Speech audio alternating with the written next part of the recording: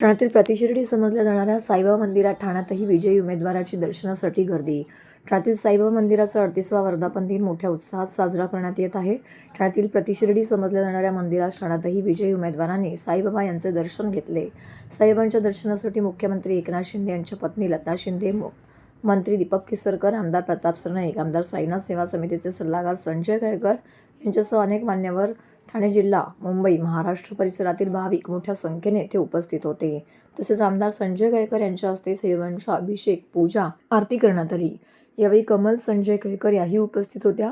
आलेल्या सर्व मान्यवर पाहुण्यांचे श्री साईनाथ सेवा समितीच्या वतीने अध्यक्ष मंगेश नैबागकर यांच्या हस्ते सत्कार करण्यात आला. तसेच सर्व नागरिकांना लाडूच्या प्रसादाचे वाटप करण्यात आले. मंदिर परिसरामध्ये विविध धार्मिक कार्यक्रम, पूजा अर्चा, अभिषेक, भजन कीर्तन, होम हवन देखील संपन्न झाले.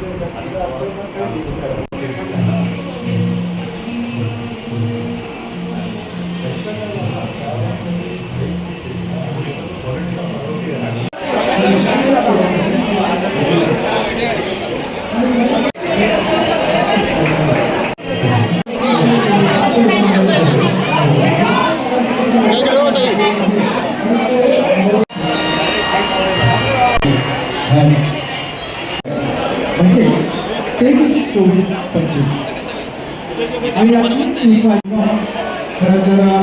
ठाणे जिल्ह्यामध्ये प्रतिशिर्डी